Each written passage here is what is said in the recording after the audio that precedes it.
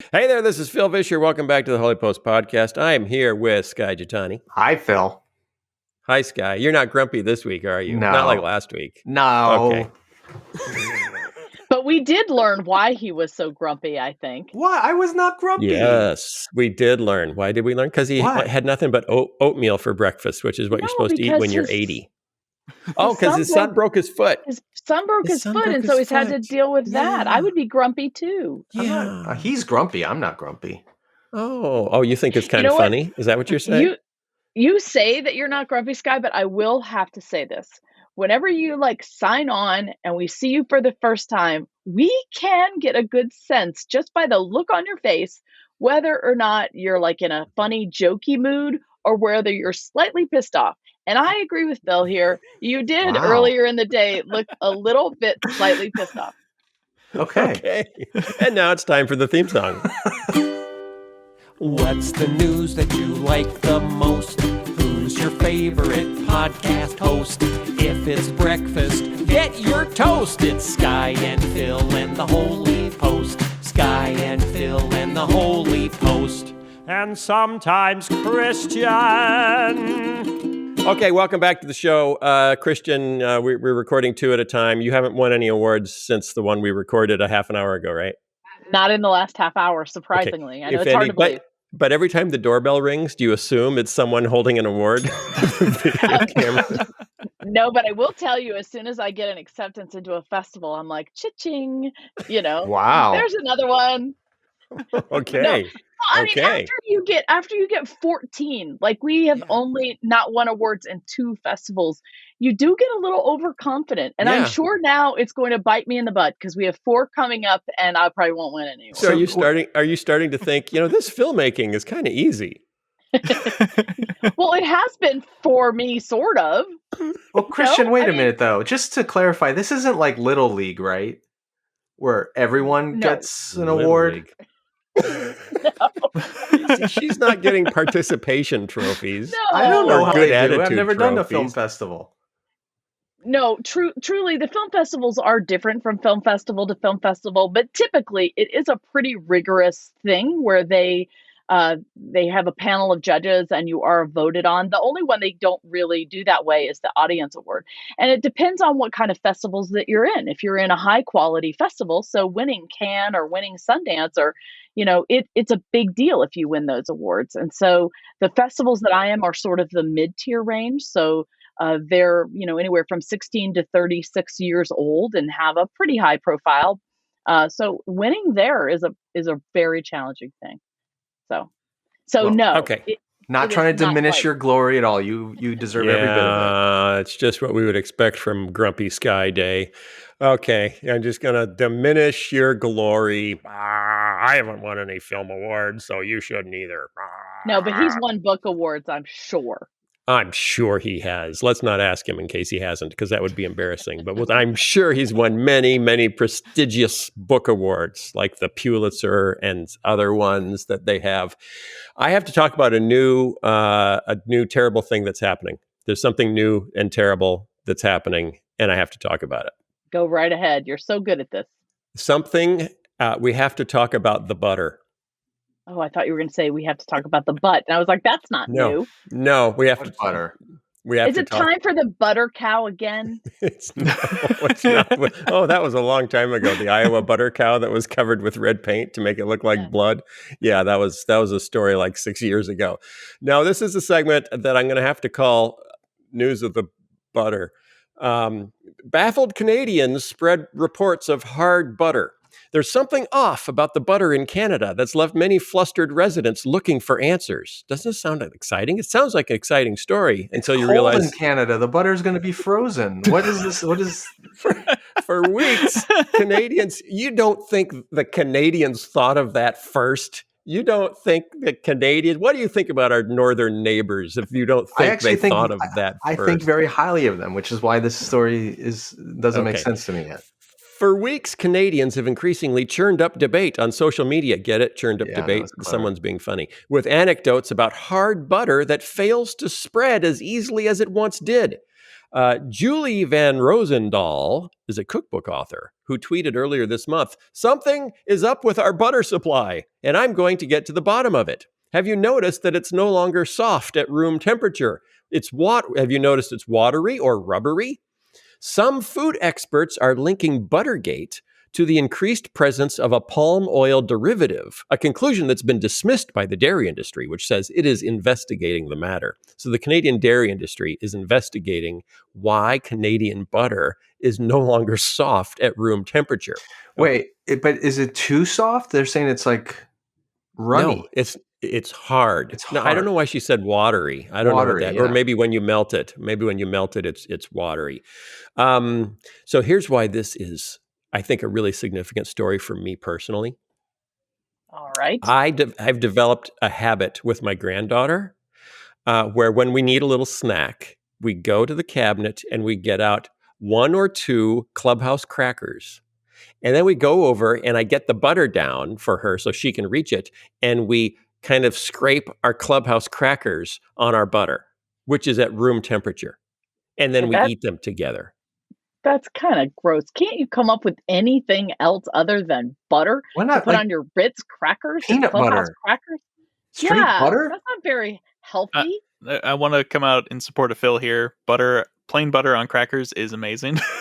And Yeah, you guys are thank missing you. out. Thank you. Thank you. And my granddaughter likes it. But here's my point. For the last month and a half, the butter has been breaking my crackers. Is it Canadian butter? It's hard. I was so confused when my crackers started breaking on the butter instead of just, slicing off a little bit like a little cracker knife. Everyone knows the cracker knives they grew up with in their childhood. I was so confused. I thought, is our house cold? And I actually went and looked at the temperature. It was, no, our house is the same temperature. Our butter is hard. Something has happened to the butter. The Canadians are right. I So blame it's not just Obama. Canadian butter, it's worldwide butter. I don't know, but it's happening to my butter. See, your dog right now is trying to scrape his little cracker in the butter, and it's breaking the cracker because it's not soft anymore. People are convinced that there's an increased use in palmitic acid, a byproduct of palm oil that's commonly added to cow feed, that it's the most likely culprit. Why would farmers be adding more palmitic acid to their cow feed, you ask? Because there's been a sudden spike in consumer butter demand because of the pandemic and everyone cooking at home. A way to get cows to produce more milk without having to get more cows is to feed them palm oil. It increases the fat. That's weird. Are you with me? I'm with you. And actually, I was going to say, well, what are the cows eating? Because that's so logical. To keep up with the recent surge in butter demand, farmers have been boosting the amount of palm oil-based feed in cows' diets to step up supply, which is actually expensive. Palm oil is expensive to feed to cows, but they say it's cheaper than buying more cows. So they're spending money to make more butter, but the butter is harder, and it's seeped all the way down into America, where my butter and my granddaughter's butter is breaking our crackers. So once the pandemic is over, should we expect our butter to go back to its soft? Yes. If we normal? will just all get the vaccine, my butter can be soft again and it won't break my granddaughter's crackers. For no other reason, if you don't want the vaccine because of Bill Gates or the Antichrist or whatever, for no other reason than my daughter's Clubhouse crackers that are breaking in our butter, get the vaccine. Okay, so here's my question. Other than increasing the production of milk and fat in the cows, what other side effects are there to these cows being fed so much palm oil? Well, a lot of Canadians are sprouting palm fronds, and they hadn't put that together, but now they're thinking, that makes sense. But I have to believe Diarrhea. there's other effects on these animals, though. Diarrhea. It's generally considered safe. Although it hasn't been heavily tested. They're just, all these cows are just drinking straight palm oil. What could possibly go wrong? And our butter is hardening. Oh, no big deal. So here's my question. Wait. I was going to wrap it up. You really want to keep talking about this? I was just going to say, here's my question. When can we move away from this story and move on to the next After one? I do this. This has been the news of the butter. Okay. I just had to do that. That made me Thank smile. you, God, that this is over. What was that supposed to mean? I think people, okay, if you enjoyed that story, I want you to leave a message on Twitter for Christian and say, hey, Christian, I enjoyed that story. We know that you just want to talk about Trump, bad, Trump, all the time. Do you know what? That is not true. If it was up to me, I would talk about more things about Jesus. Honestly, I feel like a lot of people are listening to this and they are looking to you guys for spiritual growth and development, but we don't spend a ton of time talking about those things. But that's okay. That's just me. Well, how do you really feel? I'm picking on you. A few people over the weekend and over the last few weeks have said, why do you guys talk about white evangelicalism so much? In fact, someone, because we talked about white Christian nationalism a couple of weeks ago, and then someone said, well, why aren't you talking about other evil things like toxic liberation theology in the black church? And I said, well, that's not my tradition. I feel called, a couple of reasons. White evangelical church is highly influential in American culture and just our whole society. Number two, it is my own tradition. It is my family. It is my heritage. So I know it well. Number three, I think it needs to be healthy and I want to help make it healthy. So I don't know if you have a different perspective, Skye. Is there a reason that you're not, criticizing other traditions as much? Well, part of, same reason. It's not really my tradition, but I'm okay with criticizing other traditions. There isn't as much there is plenty to criticize, I suppose, of others, but right now in the spotlight is white evangelicalism. But can we talk about that just for 1 second? Think about if we did take on other traditions and point out all of their flaws and things like that as people outside of their tradition. And not having any real information. I think that would be bad. I think that's called the British Empire. I don't think it's effective. Right. It's like throwing stones. Like here, I'm going to spend an hour telling you what's wrong with the Church of Latter-day Saints. Here's the side effect, though, that I think is legitimate. We can critique white evangelicalism all we want, and I think a lot of those critiques are totally fair and legitimate. I think the assumption people make, however, is if white evangelicalism has all these problems, that other traditions of the church don't. And this is going to sound bad, but I'll say it because I'm the person with the most melanin in their skin on this podcast. A critique of white evangelicalism does not automatically mean everything about Black Christianity is good. It doesn't mean everything about Hispanic or Asian Christianity is automatically good. It doesn't mean that everything about, poor traditions in the global South Christianity is good. And that's the assumption I think we need to be careful we don't communicate. Does that make sense? You're not saying that we think that everybody else is right. Yeah. And our tribe is wrong. Right. There are things that are admirable and things we should be applauding about white evangelicalism, and there's things to critique, same as any other tradition.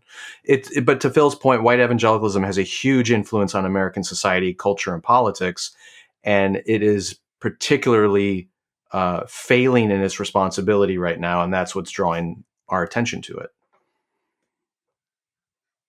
Okay. Did you, speaking of self-critique, did any of you hear the speech by the president of the Southern Baptist Convention, J.D. Greer? I did not. Can you fill me in? A week or two ago.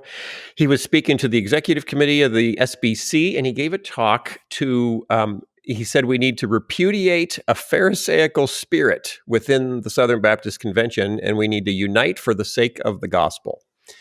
Greer Greer said, the Pharisees possessed correct doctrinal beliefs, but resisted the ministry of Jesus more than any other group because, quote, they were more concerned with preserving the purity of the nation than they were bringing in the outsider. Noting the convention's success during the conservative resurgence of the late 70s and 80s, of repudiating what he called the leaven of the liberals, he asked, are we now going to repudiate the leaven of the Pharisees? So he said that because there are new divisions springing up within the SBC, and there's a new move that we have to, throw out people that are woke, and if black churches leave, that's okay because they're woke. The problem, Greer says, this is the president of the SBC, is that many of our divisions today are based on 90% misunderstandings, distortions, and often outright lies. He said the controversy over critical race theory has become a significant obstacle to cooperation. Let me state clearly, he said, CRT is an important discussion, and I'm all for robust theological discussion about it. And this is quite a quote. But we should mourn when closet racists and neo-Confederates feel more at home in our churches than do many of our people of color. He says, do we want to be a gospel people or a Southern culture people? Which is the more important part of our name, Southern or Baptist? Are the scriptures sufficient in laying out for us the non-negotiables for fellowship? If so, why do we have a set of secondary criteria, a hedge about the law that we use to determine who is in and who is out? So I think he's probably going to get some pushback for that. Probably. You think? But he's I don't know enough about SBC politics and policy, but isn't his term coming to an end here soon? It should have ended a year ago, but they couldn't do the convention meeting to pick a new leader because of the pandemic. So he's on a third year you're supposed to get a 2-year term. So what's comforting there is, he seems to be acting or attempting to act like, the adult in the room, to say, people. We're being a little ridiculous about this, and his willingness to say that to his own tribe, I think, is worth commending. There was another story with Walter Kim, who's the president of the National Association of Evangelicals, and Russell Moore, the head of the Southern Baptist Ethics and Religious Liberty Commission, who I believe is our guest on this episode. Oh, yeah. They together wrote a piece urging evangelicals to get vaccinated. Just like, stop the nonsense. It's not a conspiracy. Bill Gates it's not the mark of the beast. They've both had Francis Collins on, interviews on podcasts and webinars. Just say, if we want to get our churches back together, if we want to be able to hug our grandkids, if we want to do all the things we love doing, just get vaccinated. So again, these are people that are attempting to be the adults in the room, to say, kids, stop the nonsense. This is crazy. Has there been any research, or have you guys seen any research on which group of Americans are the most likely to not get vaccinated, or who are suspicious of the vaccine? I haven't seen that, no. Like, is this a particular problem for evangelicals, or is it kind of evenly suspect across the board? Yeah, I'm not sure. Yeah, I'd be curious to see that. I'm not sure. No, I mean, I've seen research that says that even African American communities are hesitant to get the vaccine. Yeah, in fact, they talked about in that article, because there's a history going back to the Tuskegee syphilis experiment of Tuskegee syphilis experiment of the federal government doing mean things to African Americans in the name of scientific medical progress. So that's one of the things that they mentioned, is the distrust of medicine, within parts of the African American community because of history, and they're trying to work on that too. Was there a response to what his statement was by anyone that you have seen? By Greer's statement? Yeah. I haven't seen much blowback as of yet. I can't help but think a lot of, because he keeps popping up on lists of woke Christians that need to be silenced. And There are lists of woke Oh, yeah. Christians that need to be silenced. oh yeah, We I'm certainly on them. must be on that list. I'm on them. I'm on those Yeah. lists. And Tim Keller is on those lists. And Beth Moore is on those lists. And Russell Moore is on those lists. And J.D. Greer is on those lists. Basically, We're any all- Christians who have come out and said they don't support Donald Trump. Well, there's that. Wow. Or who said we actually need to do something about racial injustice. Anyone who said, I had someone who I was interacting with last week, and, they're pressing me on how woke I was. And that I believe in systemic racism and all these evil things. And I said, well, do you think it's woke to believe that we can still see the after effects of prior systemic racism? And he said flat out, yes. Yes, if you believe there are still after effects of racism in America, you are woke. You're a Marxist. I hate that they have given us labels, or there are labels like that. That just is so demeaning. I know. I don't like that. I want to give them a label. I mean, okay, the etymology of the whole term woke is to mean before you were woke, you were asleep. Right? It used to be. I've seen this happen because I was first called woke by an African-American friend last June, I think. And I was like, what? You what marked is this? your calendar? Yeah, I just remember, it was about the time that I started talking about this in probably the first video was last June. And they said, hey, who knew Bob the Tomato is woke? And I thought, oh, cool. I'm aware of racial injustice. Hey, yay. And within about 4 months, it went from being aware of racial injustice to being a part of the satanic plot to overthrow Western civilization. Mm-hmm. And just like, whoa, that was amazing how that, and now I have people literally saying, admit it, you're woke. Like trying to press me to admit that I'm woke so they can hold that up on a sign out my window and everyone will know that they should, never talk to me again at the lunch table. Well, it's just funny to me that one side sees that term as an affirmation and the other side sees it pejorative. Right. And it gets back to that tribal culture war that if my enemy likes you, you must now be my enemy. And if my enemy hates you, then you're my friend. And this is exactly what Jesus faced, not to compare you with Jesus, Phil, but the problem the Pharisees had with him in part was... go ahead. Go ahead. The problem the Pharisees had with him in part was who his friends were.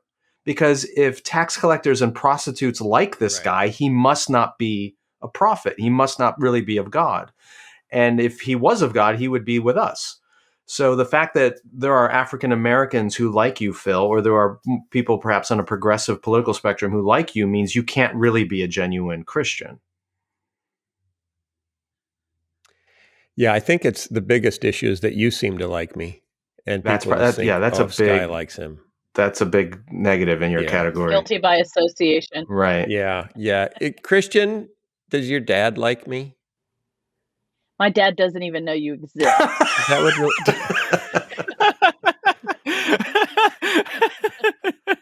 I hate to tell you.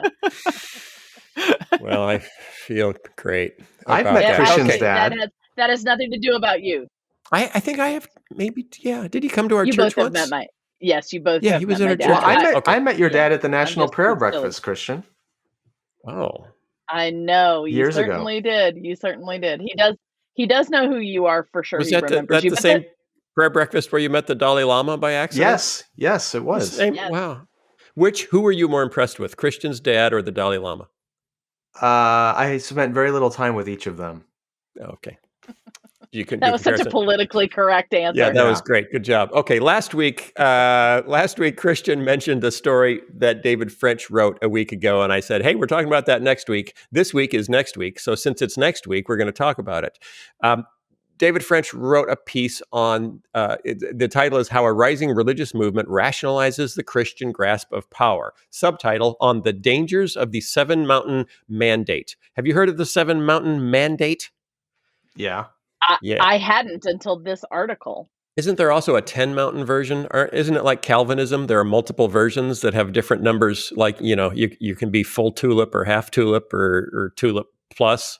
I don't know. I don't know if there's mountain ranges, if there's hills, if there, how many variations there are of the dominionist rhetoric. Yeah, I don't know. As I'll tell you a story of my first brush with multi-mountain dominionism. at a church I was Is that speaking at. wait a second? Is that a thing? MultiMountain Dominionism, or did you just make that up? Made that up. I just made that up. That is going to be a thing now. I'm telling you, that is so catchy. MultiMountain Dominionism. The 7 Mountain Mandate, it's like when you used to go to Colorado and people would try to ski all 5 or climb all 5 peaks of Colorado, and you get a patch or a button. If you can climb all 7 mountains of the Multi-Mountain Mandate, then you get straight into heaven. You don't have to wait in line. Don't even have to talk to St. Peter. You'll just see you. He'll wave you in. It's like being a Kardashian at a nightclub. You don't have to talk to anybody. You're straight in. 7 Mountain Mandate is a term that few people know. The core concept is deeply influential to the way in which millions of evangelicals approach culture and politics. The origin of the 7 Mountain Mandate rests with an alleged divine revelation shared by Bill Bright. You know Bill Bright. I bet Bill Bright. Yeah. Yeah, he founded Campus Crusade for Christ. So huge. He wrote the 4 spiritual laws. He probably is responsible for more tracts being passed out than anyone else in history. I just have to say, probably half of our audience does not know what the 4 spiritual laws are. They are not in circulation anymore. Oh my gosh. Really? Go they gotta be. Oh, if Chick Tracts are still out there, the 4 spiritual laws have to be out there. We'll have to see. Although Chick Tracts are mostly out there ironically now, less so seriously.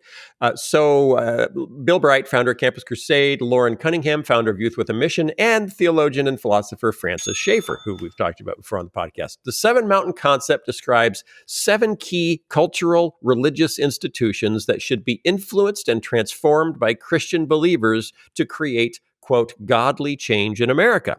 The key to transforming the nation rests with reaching these 7 mountains: the family, the church, education, media, arts, the economy, and government. Was that 7? 1, 2, 3, 4, 5. Yeah, it was. That was 7. They got their math right, so that's encouraging. Is the family really a mountain that you can control? That just seems... The family seems highly decentralized. Yeah, I mean, another way of putting this is, and in a less dominionist framework, is these are 7 streams of the culture in which people have callings or vocations. Okay. And that's the way I prefer to look at it. Gotcha. So the healthier version of this was we need to care about whether justice is happening in these realms. Is there justice for families? Is there justice in government? Is there justice in education? And as Christians, we should be influencing these areas toward biblical justice. Okay, so that's where it kind of started. Then something happened. And now we get to, Bill Johnson. Bill Johnson is the founding pastor of Bethel. If you've sung a worship song that really gave you the feels in the last 10 years, there's a pretty good chance you've sung a Bethel worship song. He wrote a book called Invading Babylon, the 7 Mountain Mandate. And he wrote it, the co-author of the book? Who? Lance Wallnau. I've talked about him several times. He's now one of Eric Metaxas's good buddies. Oh, that's right. He does bizarro live streams and Facebook video or YouTube videos about prophecy and Trump, majorly pro-Trumpy. And he does voices. He'll, talk in accents. He'll suddenly talk like, how terrible that is. I know. Does he do vegetables? How do you take anyone seriously who does that? So anyway, I don't know. He's a little bizarre. He co-wrote this book with Bill Johnson in 2013. And this is where it moved from influence to control. We actually need to control these mountains. It says each of these 7 mountains represent an individual sphere of influence that shapes the way people think. These mountains are crowned with high places that modern day kings occupy as ideological strongholds. And then Wallnau said, I sense the Lord telling me, he who can take these mountains can take the harvest of nations. So if you can take the mountain, you can then control the nations, apparently. That's a very American theology. And it reminded me very much. I was in Washington, D.C. during the fellowship golden years, the organization that Doug Coe Yes. started, and I don't know if you've The seen the family. secret organization, the Christian Illuminati, right? Yes, and so my dad was in this Of organization, course he and so was. of course he was, Him and and the Dalai Lama. right. And I remember actually going to meetings where they were talking about, if we could get these people in power, places of power, and began doing relational, evangelism or whatever, it would begin to change our culture from the inside out. And it was very much what I read in that article. It's just that it was never said out loud. Yeah. So Wallnow said, we don't really have a choice in the matter. It will require nothing less than the government of God to dispossess and occupy the territory dominated by the gates of hell. So it's the language of warfare. It's the language of conquest. These are the mountains, these are the strongholds, and we have to take them over. At its most, this is David French writing, he says, at its most extreme edges, Seven Mountain Dominionism holds that Christ will not return unless and until the church successfully invades and occupies each of the 7 key spheres of life. This is postmillennialism. This is colonialism. It's crazy. It is. It's But why in the post-millennial world- colonialism come back to life. Why in the world is God Christian? sitting up there waiting for us to do something? We have to take over the world, apparently. Here's what is so heretical about this view. What it says is it completely dismantles the Gospels. It completely dismantles the cross. According to the Gospels, the only hill upon which we are supposed to conquer is Calvary. That is the hill that we conquer. That's the one. And it's by taking up our cross and dying to ourselves. Not academia. What about academia? No, Skye? I mean, but that's the just problem. Give me those two: Calvary and academia. When Jesus told his disciples, "Hey, I'm going to Jerusalem. I'm going to be handed over, and I'm going to die," Peter turns to him and says, "This will never happen to you." And Jesus turns to Peter and says, "Get behind me, Satan. You are thinking the thoughts of man, not the things of God." And that's exactly what the Seven Mountain Dominionism does, is when the gospel comes along and says, no, you need to die to yourself and take up your cross, Seven Mountain Dominionism says, no, that will never happen to us. We need to take over the power structures of Jerusalem and Washington and Moscow and London and the academy and business. And that's what the world always says. It's not the gospel of Jesus Christ. It's not what we are called to. So partly this explains for some people why Trump was so popular and the administration was so popular, because when he put Nancy DeVos in as Secretary of Education, now we have one of our people and at the top of this mountain. When he put Ben Carson in at HUD, now we have one of our people at the top of this mountain. It's happening. We're taking the mountains one by one. We have to figure out who's the Secretary of Hollywood. Who do we put in as the Secretary of Hollywood so we can get that mountain? So, and David French says this also explains at least some of the hysteria around Trump's election loss, because Seven Mountain Dominionism has thought that it was happening, thought that it was coming together, it was working, and then it fell apart. And so trying to craft a story and, well, wait, we took these mountains like God told us to, and now we're losing them. Satan must be up. It must be Satan. So it's Hillary Clinton, it's George Soros, it's evil people in evil places that are fighting against God's people, and then you end up with a gold Trump statue with people taking their pictures with it. And this is exactly why a lot of the Christian rhetoric around Trump is a false heretical gospel. It is the antithesis of what you read of Jesus in the Gospels. David French points out two things. He says, first, it should be clear listening to this that Seven Mountain Dominionism or the Seven Mountain Mandate isn't based on clear scriptural commands, but rather on claimed special revelation from God. It's God told me we have to take these mountains. So I was speaking at a church in San Francisco. I see that, Christian. Hang on, let me go one story. I was speaking at a church in San Francisco that was very, very, very, very prophetic. In fact, that was in the name of the church. It was the voice of prophecy or something like that. And the pastor was prophetic. And he had been on a mountain, literally on a mountain, and God told him, and I think he had 10 mountains. as I recall, he had 10 mountains. He'd added a few.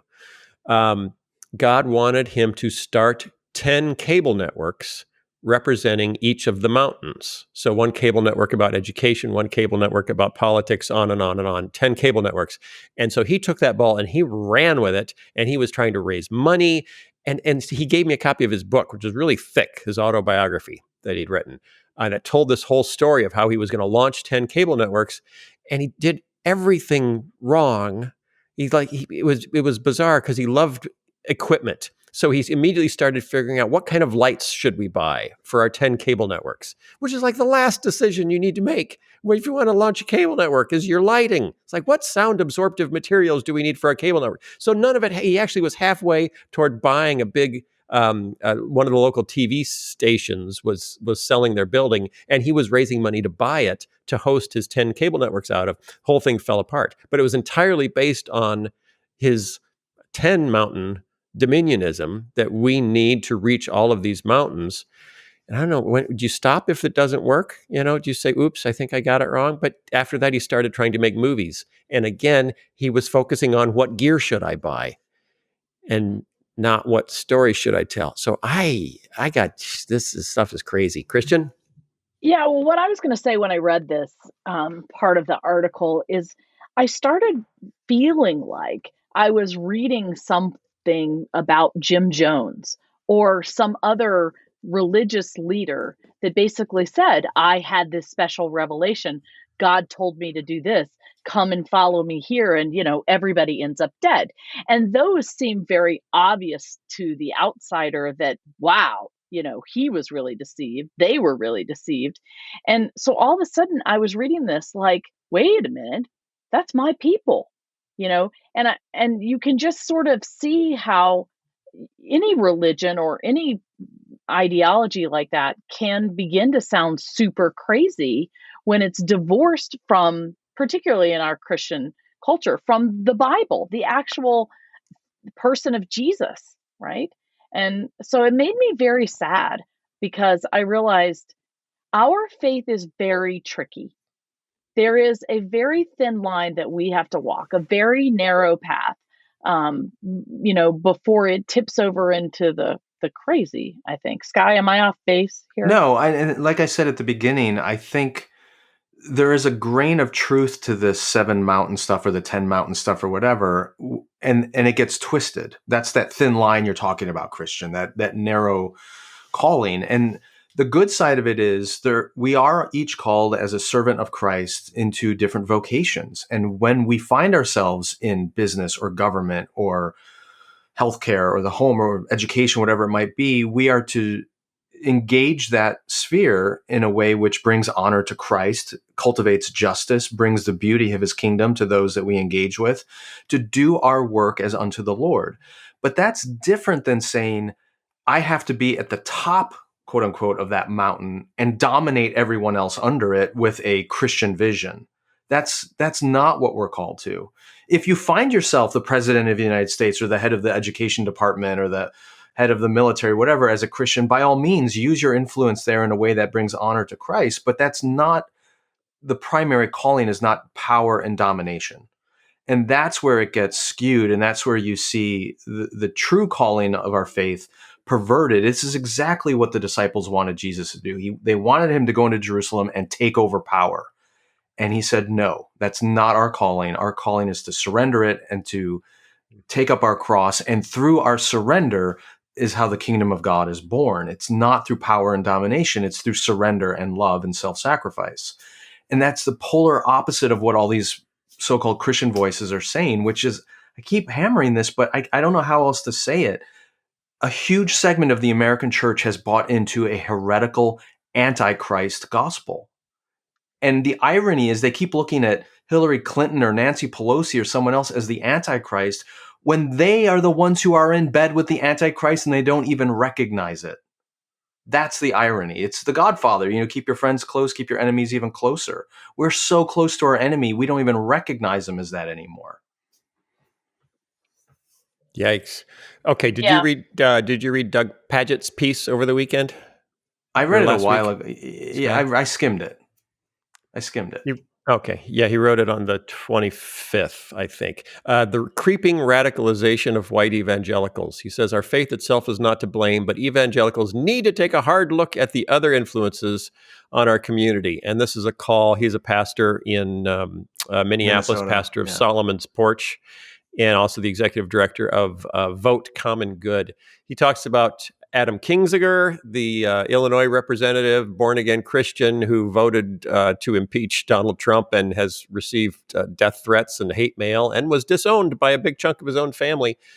Franklin Graham, who called out guys like Kinzinger and compared them to Judas for betraying the former president. He says the radicalization of the white evangelical community has been creeping in for some time. Its roots are in the inextricable alliance between the Republican Party and the major branches and subcultures of conservative evangelicalism. In the Trump era, the integration of parishioners and partisans took an uglier, aggressive turn away from truth. According to a recent survey by Lifeway Research, the Southern Baptist research arm, roughly half of Protestant pastors say they regularly hear people in their congregations promote conspiracy theories. The sources of radicalization are many, and they differ across contexts. In the American context, however, race is undoubtedly a major component. Evangelicalism, and white evangelicalism in particular, has been susceptible to the heresy of Christian nationalism because its leaders have a long history of accommodating white supremacy. So when Kinzinger tweeted a few weeks ago, there's a huge burden now on Christian leaders, especially those who entertain the conspiracies, to lead the flock back into the truth. And Paget and others are trying to form a group to promote leading people away from conspiracy theories and back into kind of rational thought. You think that's possible, Skye? Yeah, it is possible. I don't know what it's going to take, and I don't know if Padgett and his group are going to be that effective, partly because I haven't kept up with Padgett, but years ago when I did more about what he was up to, he was sort of he's much more liberal and progressive in both his politics and his theology, I think, that won't give him a huge amount of credit with the people he's trying to win over. Does that make sense? So okay, so he'll be easy to write off. I think so. And I agree with what Would he's you say doing. He's woke? Would you say might be woke? I would say he's woke, yeah. And I don't disagree with what he's doing at all. But it's one of those cases where, like, a David French has more credibility with Republicans because he's a lifelong Republican and a conservative. And a Russell Moore, hopefully, has more inroads and influence with other Southern Baptists because he's a lifelong Southern Baptist. When you come as an outsider and try to convince people that they're wrong, they put up their defenses. If you're inside the camp, right. This is Adam Kinzinger, right? He's a Republican. When he comes out against Trump, it carries a lot more gravity than if you're Nancy Pelosi and you come out against Trump. So I think Padgett's a bit outside the camp that he's critiquing. Okay. But we have a few people. J.D. Greer, Kinzinger, Russell Moore, that are standing up and saying, "Hey, we're getting a little bit wacky here. We're off we're off the ranch. We've hopped the fence. We're chasing conspiracy theories, and we need to come back." Do you think, Skye, we could get someone like Russell Moore to come on the podcast and talk about that? I'm pretty sure we could. Yeah, that would be awesome. It would be. Maybe today. Christian, do you have any last thoughts? Well, I'm sort of stuck on something that Skye was saying before you brought in this last article, which reminded me, Phil, of something that you said on our live stream the other night, which has really stuck with me. And if you guys aren't a part of our monthly live streams, you really should think about it and become one of our Patreon subscribers at the certain dollar level. I'm not sure what it is. But it's a modest amount, very modest amount. So anyway, we were talking about, somebody asked us the question, what is the secret to a joyful Christian life? And at first, you guys didn't really want to answer that because it just is very, very trite. And it's how do you sum up the joyful Christian life? But Phil, you said, well, the way I would say it is, not seeking after joy. Right. That shouldn't be the end goal, is to seek after joy. We should be seeking after Christ. And I think about that with the political power. Truthfully, what people are seeking after is the power, is the control, is, an end in the way that they think it should be, with us dominating. And really, we should just be seeking Jesus, and the rest will be added unto us. That's a good word. You said it first. Amen. Well, I didn't say it that well, but that's what I tried to say. Okay, guys, thanks for abiding us once again, pointing out the flaws of our own community. We hope it doesn't get old, and we will mix it up, and we will bring in more theological issues. There's just been so much happening in the culture that it's been we've enjoyed trying to help process it ourselves, and then also help you guys process it and figure out, how do I stay? Because we bump into so many people who say, I have one foot in the church and one foot out, and I'm trying to decide whether I'm out entirely. And then I found your podcast, and I'm going to hang in longer. Convince me to stay in. And that's what we're trying to do. We know there's crazy. We see the crazy. We grew up around the crazy. But there's also Jesus in the middle. And if we can find the Jesus and sort through the crazy, and that's why I'm not spending all my time trying to figure out what's wrong with the Eastern Orthodox Church, because it really doesn't pertain to my audience. So thanks for bearing with us. And I hope you enjoyed this interview with Dr. Russell Moore. See you next time, guys. Bye, everybody. Today's episode of The Holy Post is being brought to you by With God Daily, the devotional for people who hate daily devotionals. It's available via email, mobile app, and audio versions. Right now, we are in a series about Jesus' farewell discourse from John's Gospel. These chapters contain many of his most familiar teachings, like I am the way, the truth, and the life, as well as a lot about the Holy Spirit. But in With God Daily, we're going deeper than the cliches you're used to getting from other devotionals. We're talking about theology and history, science, even economics. We're talking about stuff that other devotionals are too scared to talk about. One of the great things about writing a daily devotional is that it allows me to incorporate and apply scripture to current events. In this series, we've already connected Jesus' words from John 14 to the Capitol insurrection, why Christians seem so drawn to conspiracy theories, and even how consumerism warps our view of our faith. And of course, each day includes scripture readings and prayers to help you deepen your own communion with Christ. So, if you're not yet a subscriber, go to withgoddaily.com and learn more, and you'll find out why With God Daily is the daily devotional for people who hate daily devotionals.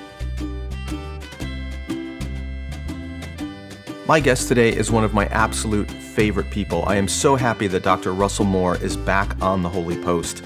Since 2013, he's been the president of the Ethics and Religious Liberty Commission of the Southern Baptist Convention. And in that role, he has been a vocal advocate for victims of sexual abuse, an advocate for racial justice.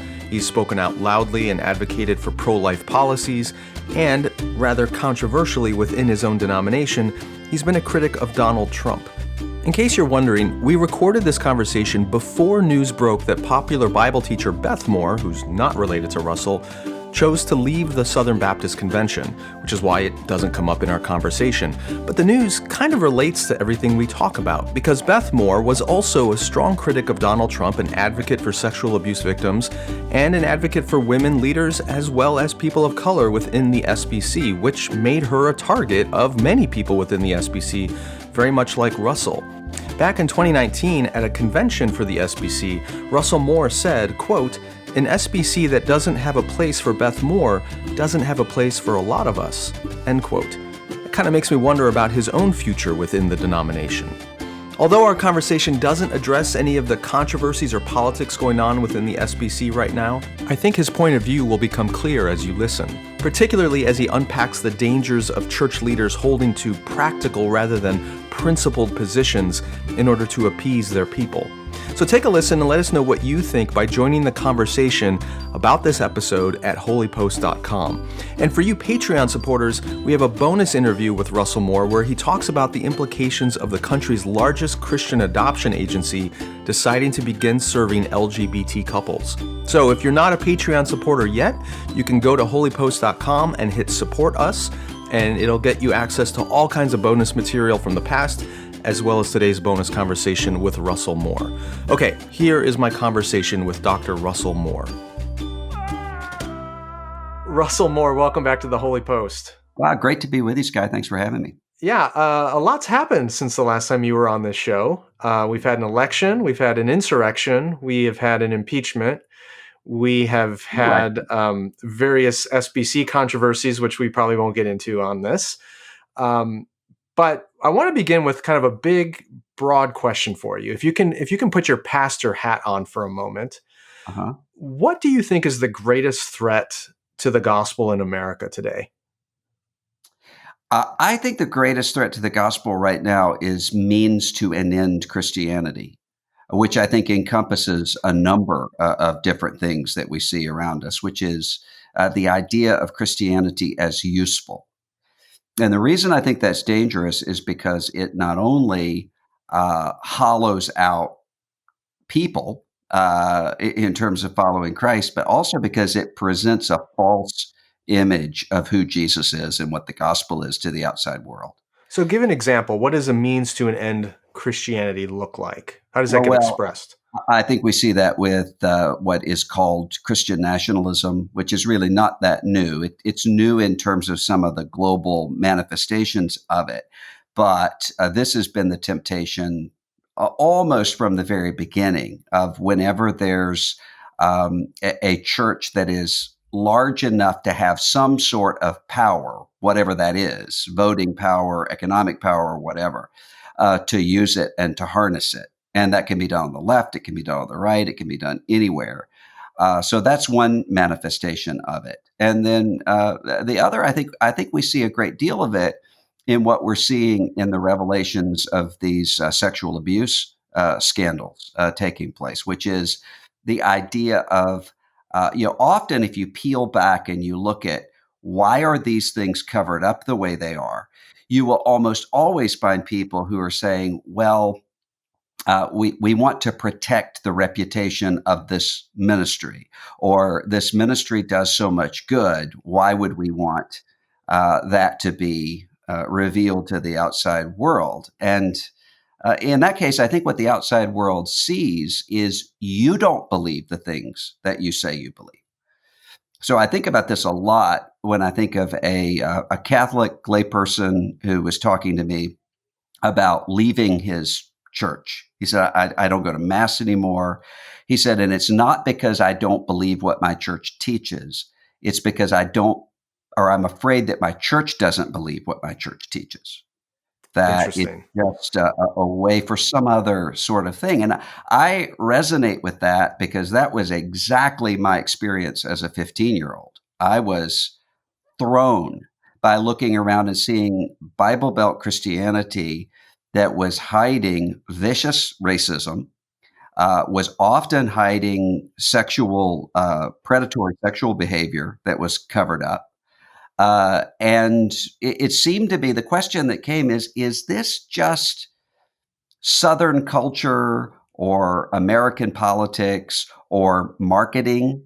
And Jesus is a useful way to control people with that. So that was the question I had.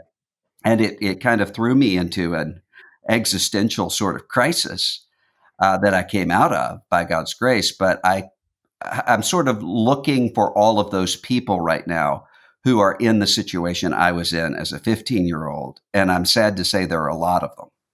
Okay. I mean, I had similar, wouldn't call it a crisis of faith, but similar perspective as a teenager and young adult. You came through that experience as a 15-year-old. I think we're both in our 40s now. Mhm. Are we in it again? I mean, it feels like it should have been a one-time thing where you kind of come to terms with the reality of the shortcomings of Christian culture, but you use that to reestablish your commitment to Christ himself. But now I assumed that when I was in my 40s and I was part of the more leadership structure of the church or Christianity, like the people around me would also be beyond that utilitarianism, that Right. Christ as a means to an end kind of thing. But it feels like it's worse than ever. And am I exaggerating? Well, I would say it's probably worse than ever in terms of what we are seeing. I don't feel like it's worse than ever in terms of how I'm responding to it. Okay. And I've often said I'm really glad that I had walked with Christ for so many years before I was ever kind of behind the veil of American evangelicalism, or I really would have been back in that situation because I wouldn't have been able to differentiate between Jesus and whatever sets itself up as Jesus. And I So think that that's exactly the conversation I've been having with a lot of people, and it's not just young people. It's plenty of people in their 40s, oh 50s, yeah, and 60s yeah. who are struggling to differentiate walking with Jesus and what they are now seeing as the veil gets pulled away on a lot of American Christianity, which is leading to this moment of deconstruction for a lot of people where they're just throwing it all away. Yeah. What do you say to that person when you counsel them who's going through that crisis? Well, the main thing is to say Jesus warned us about this. I mean, so this isn't something that we're seeing as a huge anomaly of Jesus promised us one thing and it's not living up to that. Instead, Jesus is constantly saying this is going to happen. People are going to use religion for other purposes. You're going to see this. You actually see it playing out in the book of Acts and in the epistles. So it's not as though there's this ideal that we're not seeing lived up to. I think what's unique in this moment um, is that for many people, they're simultaneously aware of so much that's going on and not connected as much. So you know what's taking place on sort of a national, international level. And yet for many people, there's not that close connection with a small group of really Christ following people who tend not to be well known, even locally, much less nationally or internationally. I think there are all sorts of reasons for that. But I think that's part of the problem. And the other part of the problem, I think, is that um, there's a market-driven nature to American Christianity, and by that I don't mean sort of the critique that theologically rigorous evangelicals have always had of more seeker-sensitive sorts of expressions of Christianity. That's not what I mean. I mean really across the board of saying, what's the niche? What's the market? And let's sort of see what is expected of us by those people and play to it. And that initially enabled evangelicalism to spread really fast onto the frontier, but now it creates all sorts of disturbances. And I think people see that. And if they're not very closely connected to a group of people, so that when they think about Jesus, they are thinking about sort of the intangible stuff, not just teaching, but the people who have been there in their lives. I think that leads to a real crisis. Okay, so if I can, let me engage in some active listening here, making sure I heard you correctly. You had kind of a couple of ideas there. One is that in the past, it seemed like people were more locally connected to a small group in community with a small group of believers who grounded their faith.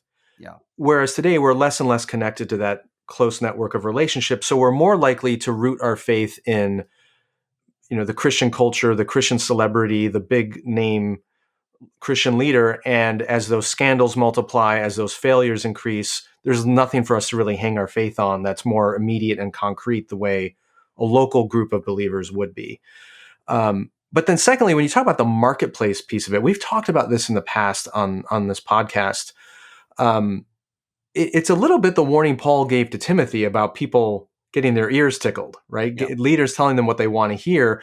But isn't that an inherent risk of a free market of religion, of a nation where we have the First Amendment that says religion is up to voluntary engagement, and the way you win an audience is ultimately the customer is king. You give them what they want. But now that's kind of run rampant, where the shepherds are more or less just polling the sheep to see what they want to hear and giving it to them in order to attract that audience and keep the ministry coffers full.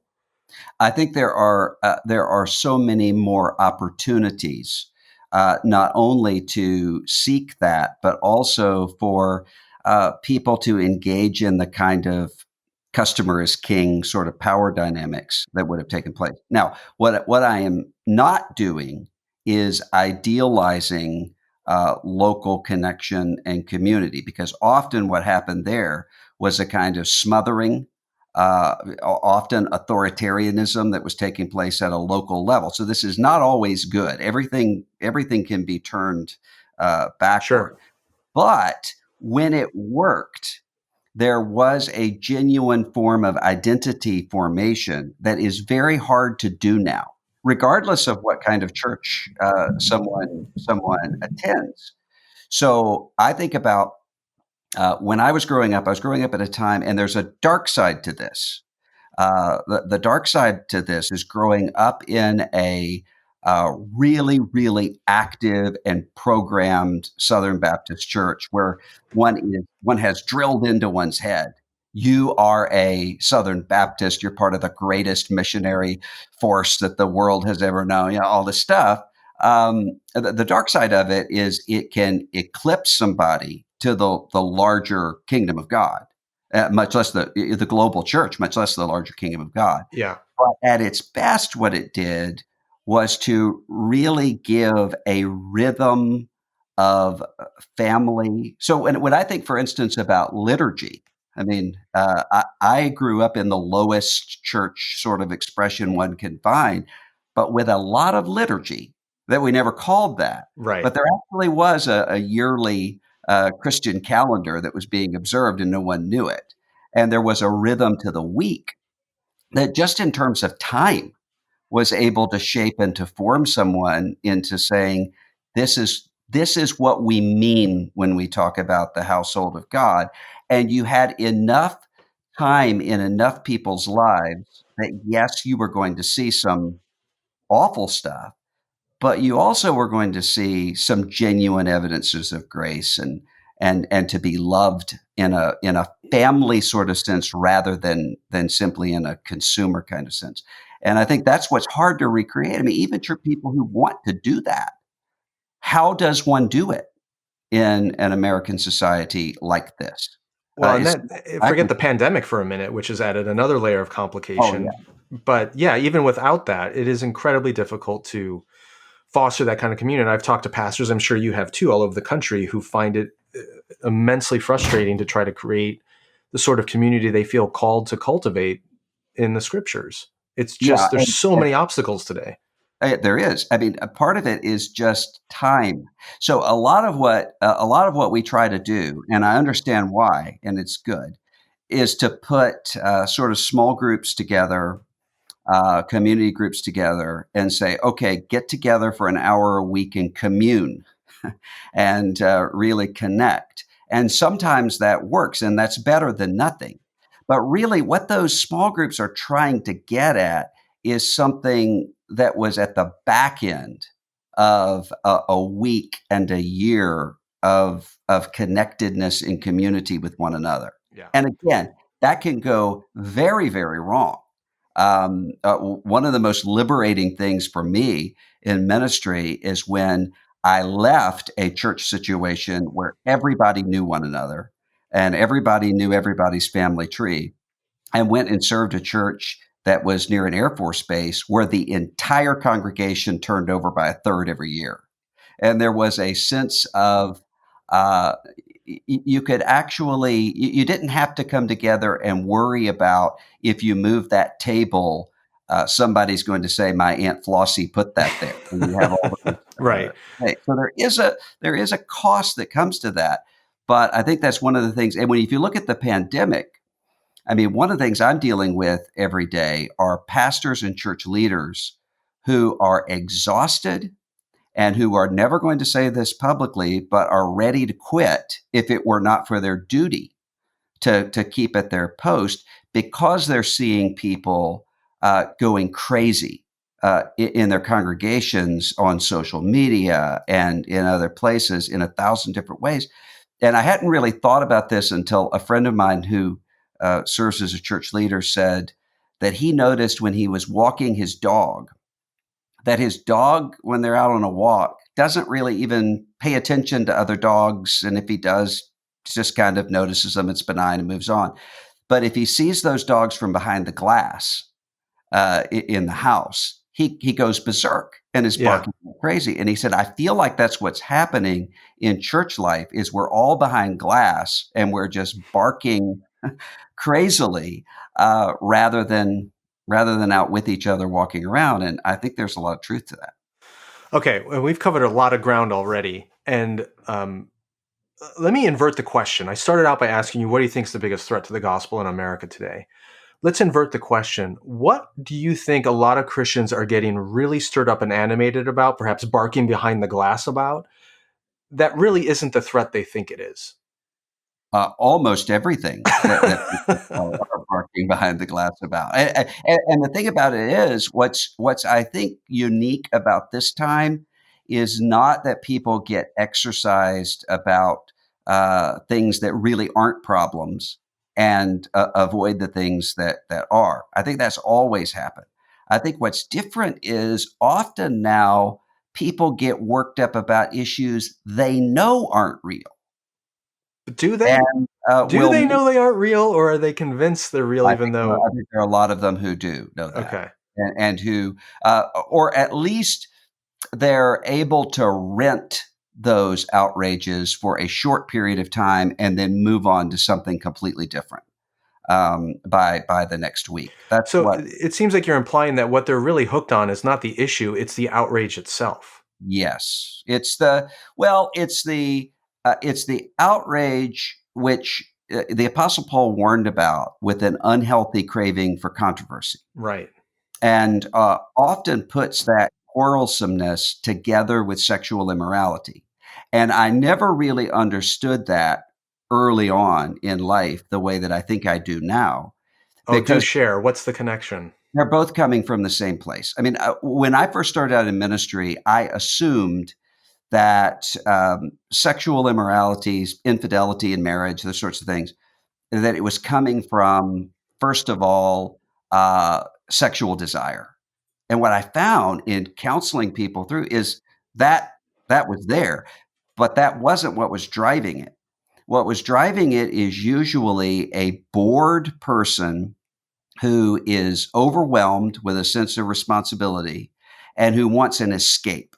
And the escape that person finds is in the feeling of being a teenager again, or a single college student, or whatever again, where what you're dealing with is, do I like her? Does she like me? This sort of drama of romance that gives this feeling of life. And I think the same thing happens with that unhealthy craving for controversy and that quarrelsomeness, is it gives a feeling, a jolt of adrenaline and a jolt of a feeling of life. So Walker Percy talked about this in The Moviegoer, about Binks Bowling, the protagonist, who would go to the library. I mean, this was in the 60s. He'd go to the library and he would read the conservative and liberal political magazines. Even though he didn't know whether he was a conservative or liberal, he just said, I loved the hatred that they had for one another because it made me feel alive.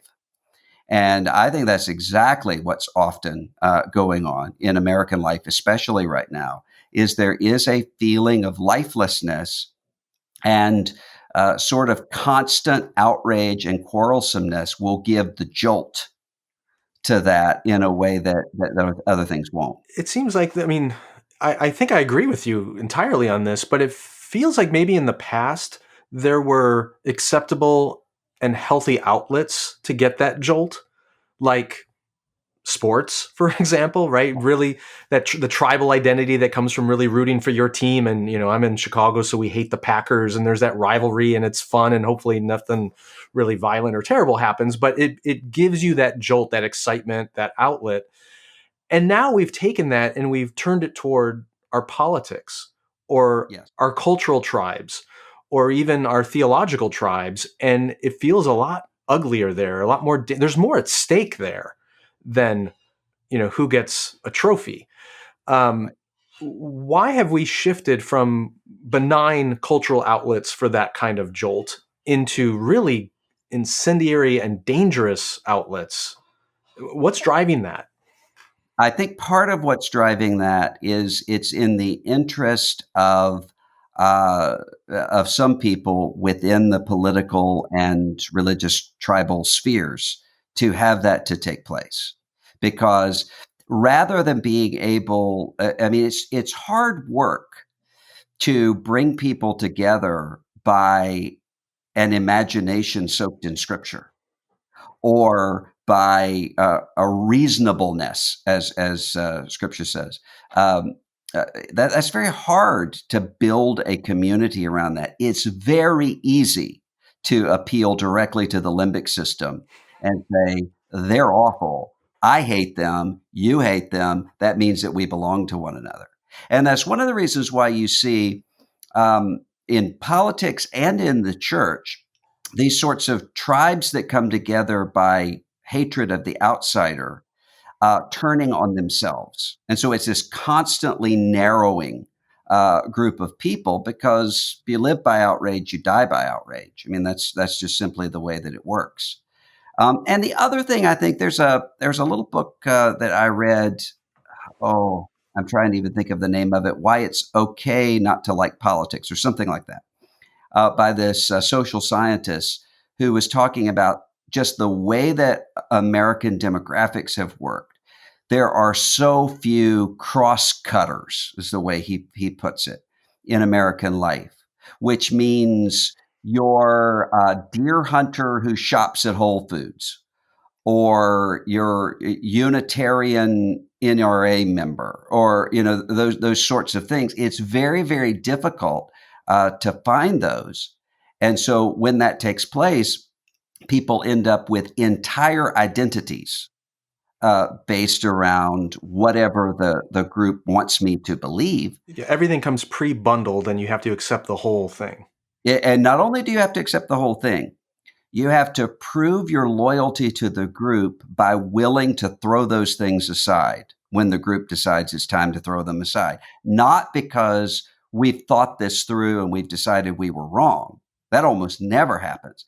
It's because whoever the personality is in a different place, or more likely, whoever we're opposed to is in the same place, and we don't want to be in the same place with that person. Right. And so we're willing just to throw all of that aside and pretend as though we never were otherwise. So that gets at the problem I keep encountering with people. They contact me almost daily through email or social media or whatever.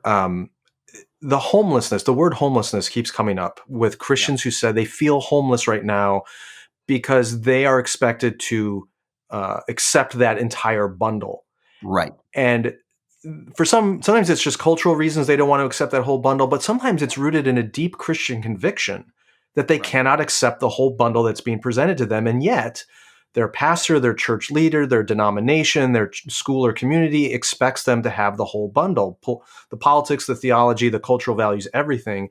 And if they don't, then they are with the devil, essentially, and they don't know where to go. So what does it look like for a church or a Christian leader to stand up and be one of those people who transcends the bundles, who cuts across them, to be the deer hunter who goes to Whole Foods?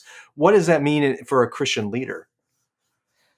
Well, I think part of it is, one of the things confessions of faith were intended to do is not just to say, here's what we're united on, but also here are the things where we can have diversity.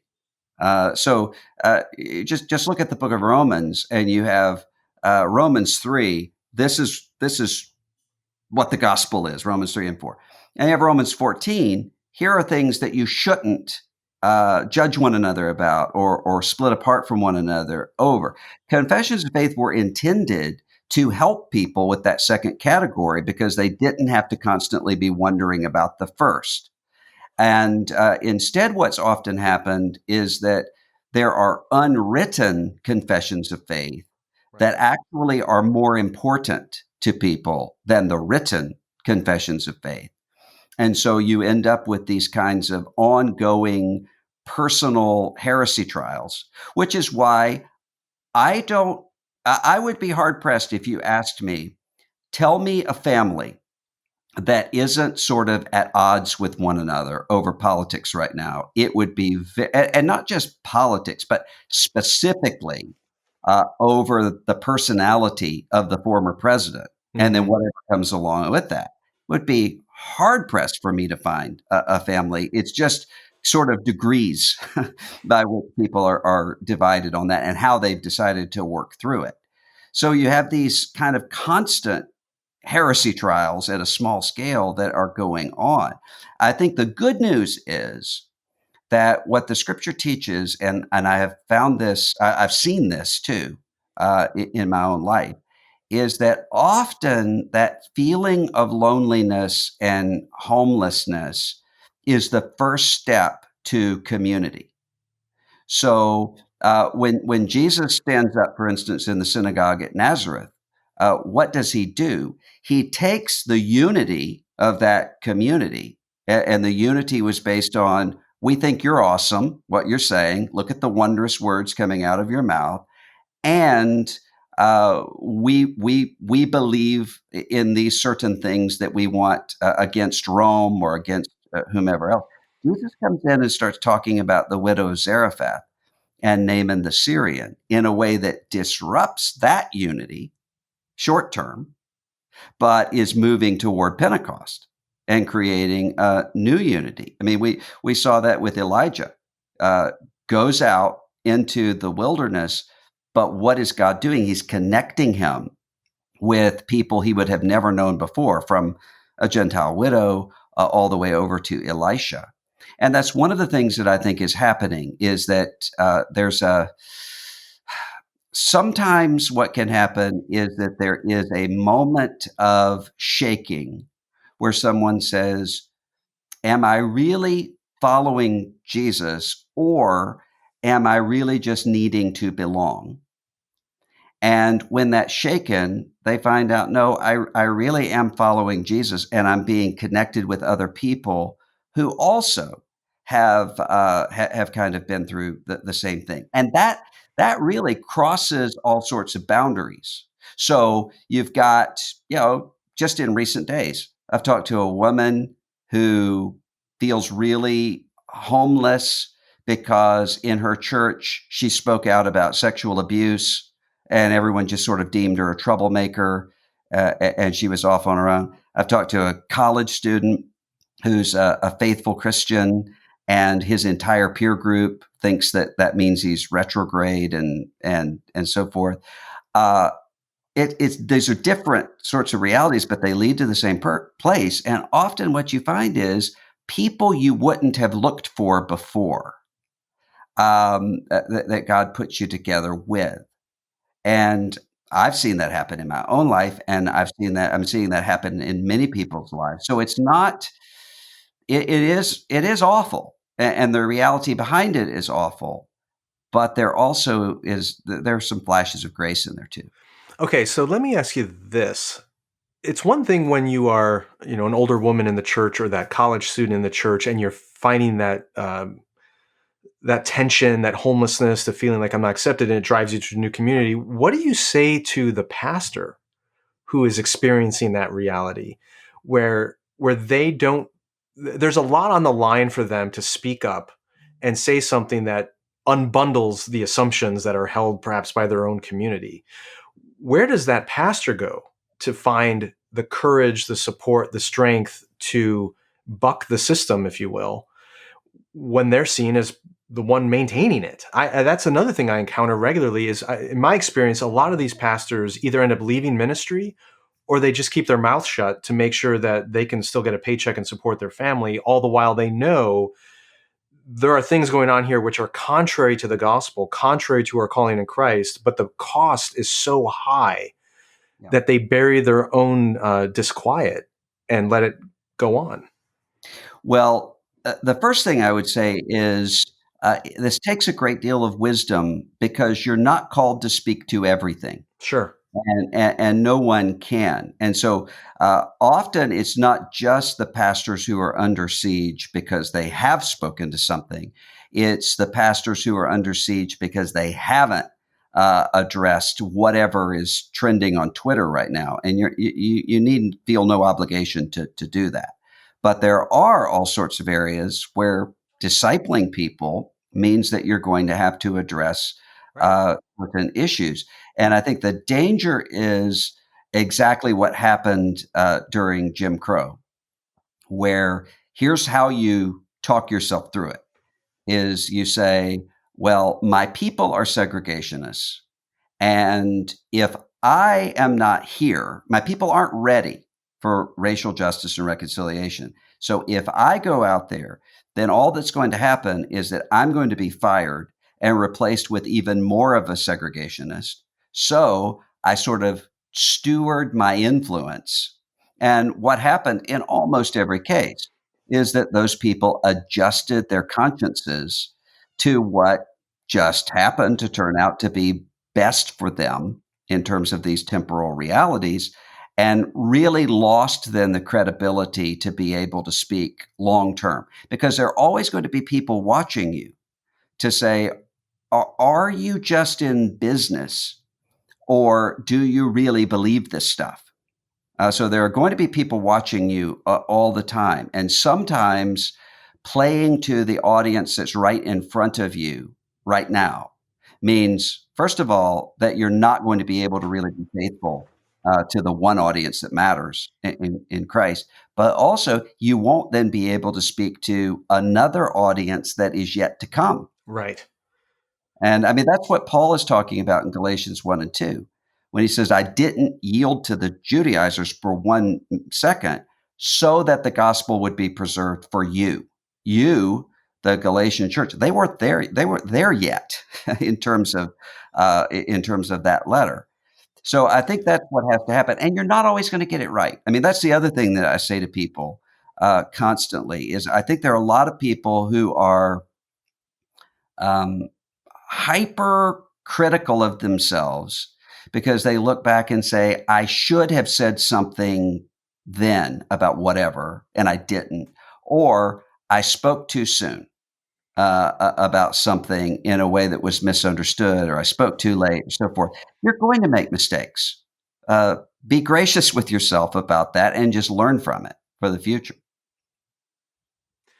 Yeah, I think absolutely we need to be gracious to leaders as they make mistakes. I think what's harder to show grace toward is cowardice. Right. Right. Mistakes happen. Wisdom comes and goes, but cowardice is the hardest one. What comes to mind, I heard an interview recently with Adam Kinzinger, who's a representative from here in Illinois. He's a Republican in the House of Representatives.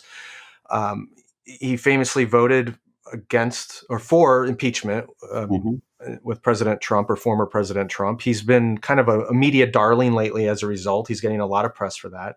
He's also a veteran. And he had a statement, I'm not going to get the quote exactly right, but he said, we ask the men and women in uniform to be willing to lay down their lives for our country. He said, the least that we can do in Congress is be willing to lay down our careers. Yes. And when he said that, obviously I'm not a politician, but I saw a parallel to what's going on in a lot of ministry circles and pastors, right? There's a lot of incentive to remain silent about a lot of things. Some of things probably shouldn't be addressed, but some have to be.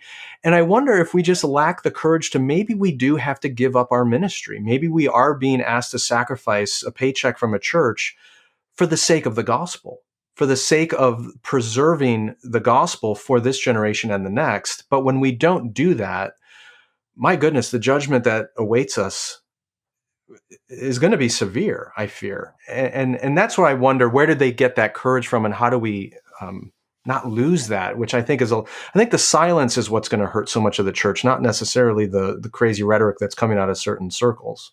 Well, or the crazy rhetoric that is met with silence because people are afraid of it. And I think that the answer to that is getting rid of a bad piece of advice that we tend to give to people in ministry that started as good advice, and I know what it was intended to be, which is, if you can do anything else but preach the gospel, do that. But go into ministry if you are entirely consumed with the idea of preaching the gospel. Now, that's true in terms of bearing witness to Christ and exercising one's gifts.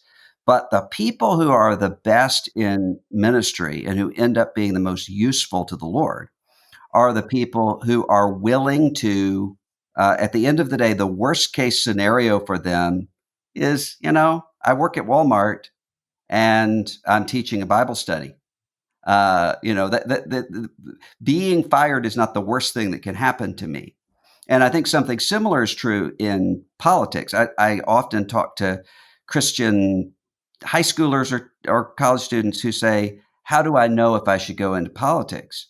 And what I say is some of you have a burning passion for politics. You love it. That's what you're focused on all the time. You're the student government president or secretary or whatever all the time. You go to boys' state or girls' state, all that stuff. You should not be in politics at this moment in our nation because that's going to be very dangerous and unhealthy for you. In the same way that we need bar ministries and evangelism that goes into bars, we don't need that being led by recovering alcoholics. They can do other things, but a recovering alcoholic who's wise is going to say, that's not going to be the place for me because I know my own vulnerabilities. Instead, what we need are kind of reluctant politicos who are able to say, and there are some like that. I mean, I had a conversation one time with someone very high in government that I respect, who said, if this ends, I've got a great life. I've got a wife who loves me. I've got kids. I've got a community and a neighborhood. And so my life doesn't end. I don't have an existential threat over me if that happens. And I think if we had more of that in government and in ministry, we'd be better off. I could not agree more.